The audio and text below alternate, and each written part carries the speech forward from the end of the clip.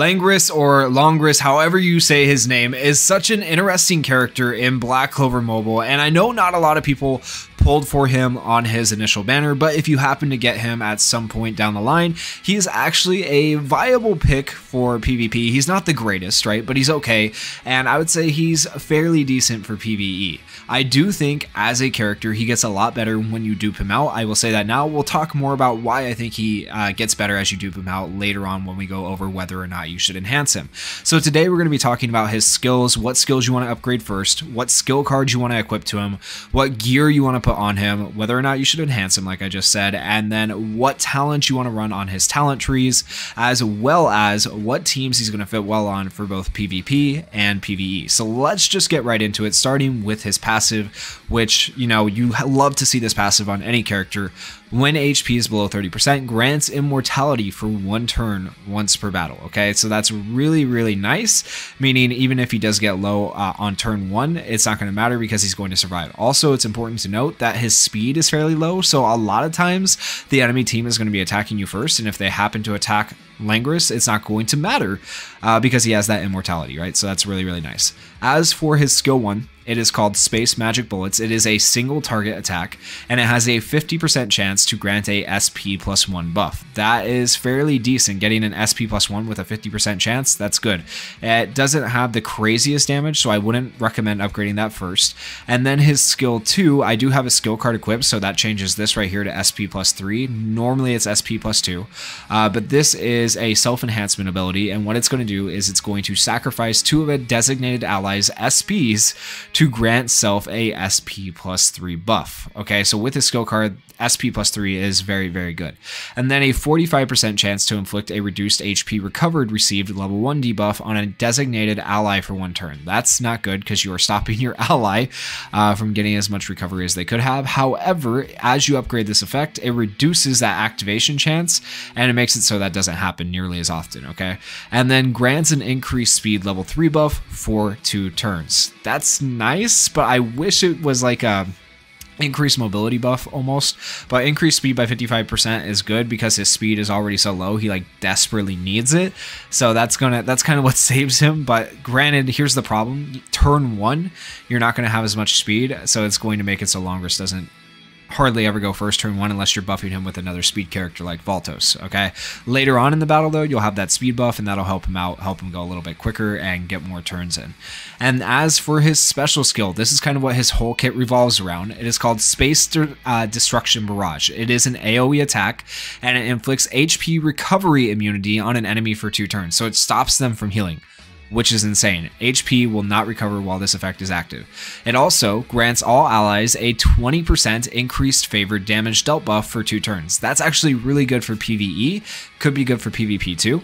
And then inflicts a reduced HP recovery level 3 debuff on an enemy for 2 turns. Okay, so that's nice as well. And then grants a debuff immunity for 2 turns to himself.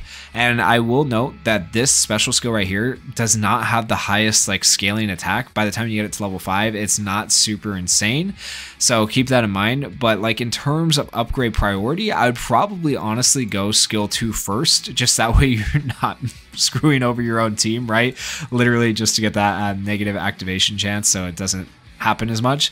Then I would go for his AoE attack right here, and then I would go for his single target attack on skill 1.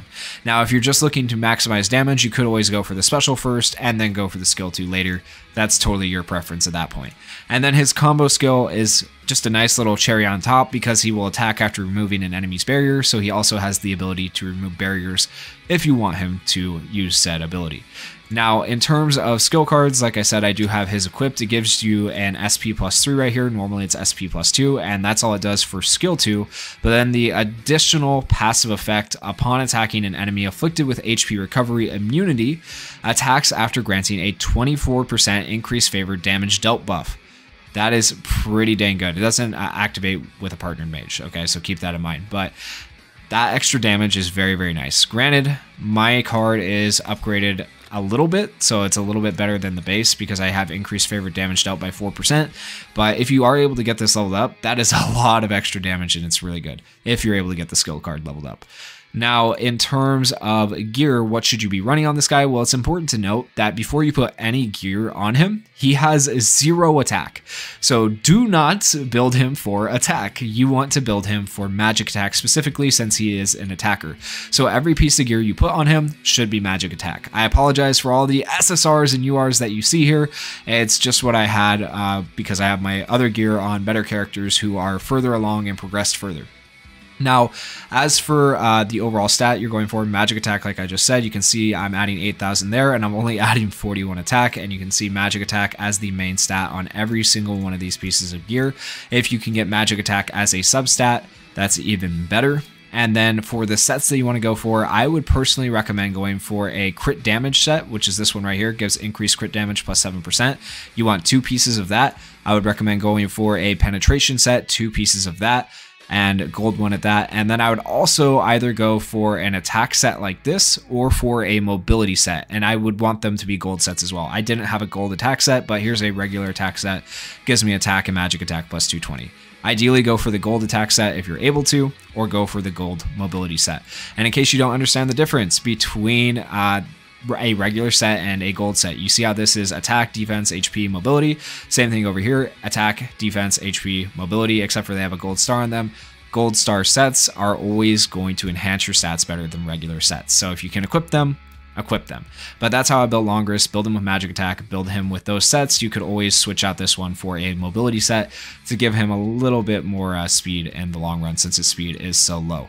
Now, in terms of enhancement, do I think this guy is worth enhancing? I think he is absolutely worth enhancing to at least enhancement level 2, because at enhancement level 2, at the start of a turn, you get a SP plus 2 buff every single turn, not just at the start of battle. Okay, so that's insanely good when you get 2 SP from that. And then you also use your secondary skill here and you get SP plus 3 from that. That is a 5 SP buff right on the second turn after you've used your special, because you use your special turn 1, deplete your special gauge, then you use your skill 2 turn 2, and you get SP plus 3, and then you will also get the SP plus 2 from enhancing him. So if you're able to, I do recommend at least getting him to 2 stars on the enhancement. Now, if you're a crazy whale, he gets even better because he gets more speed, which is nice, and then he also, upon using a special skill, grants 100% of max HP as HP recovery, so he can heal himself a ridiculous amount. But that's only if you get him max duped. And I don't think that's really necessary, since he does have immortality and you can use other characters to heal him, right? So that's just if you want to go crazy with him. I think just in terms of enhancement though, go for 2 stars if you can. Don't stress the 5 stars. If you get the 5 stars, it's just nice to have. Now, in terms of talents that you should be running on Langris, I would probably go for the magic attack, because remember, everything he does scales off of magic attack. And then I would also go for the grants 2.5% increased crit rate at the start of a wave. It's just going to let him potentially hit harder with that crit damage gear that you put on him, because you're getting crit rate from this. And then defense-wise, I would go for the 20% defense, and I would go for the stacking defense and crit resist. This is typically what I recommend on most characters. You can't beat 20% defense. It's just way better than like everything else here, right? And then for support, I would absolutely go for swiftness, because this just goes, it's like designed for his kit, right? It's so good. Grants a SP plus 1 buff upon having less than 2 SPs at the start of a turn. Combine that with the other ways of gaining SP for Langris, and it works really, really well. And then I would also go for damage resist, just to give him more survivability. So that's how I would set up his talent tree when and if I get enough talent seeds to do him, because obviously Global has just been dropping character after character after character, and it's impossible to keep up with getting their talents done and everything else. Now let's take a look at the other potential skill cards you could see on Langris besides his really quickly. So this is one skill card you could run. You could run Breath of Darkness, which applies a 10 to 20% increased all attack to yourself. Anything that is going to increase Langris's attack is going to be good.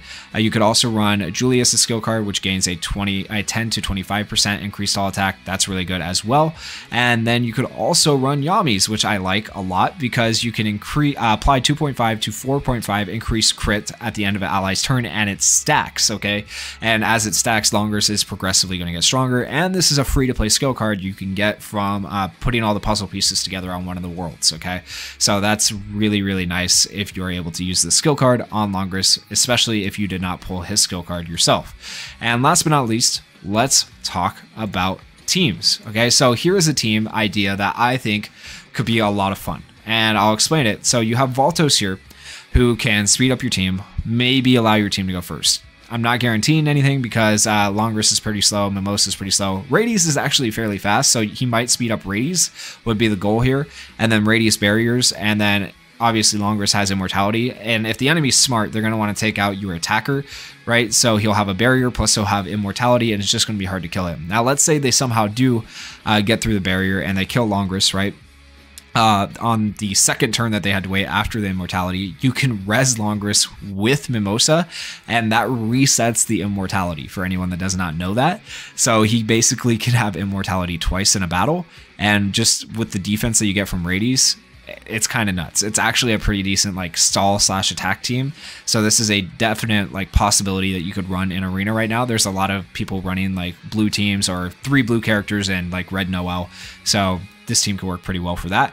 And then another potential team you could run, this is like another stall tactic team, because Langris is just a very selfish character and stealing SP from other, characters on your team and then using it for himself. So you kind of have to build the team around that. So I like the idea of this team because you have a barrier from Noel. You have barriers, healing, defense up, attack up from Kahono. And Kahono is severely underrated, crazy. And then you have Mimosa for the revive and healing as well. So 2 healers and 2 attackers. You got barriers and attack from her. And then he's able to just go crazy with his AoE special. So this is a potential team you could be running in either PvP or PvE. I would also say this is very good for PvE right here because you do have so much healing and you do have a decent amount of AoE damage when it comes down to it. This would be more of like I would say Langris though, in terms of PvE, is more of like a wave clearing character as opposed to like a boss damage character. However, the one thing he does have going for him is the favored damage dealt to all allies. He increases their favored damage. So if you run him on a team just looking for that favored damage to increase another ally's damage, he can work pretty well in that circumstance as well.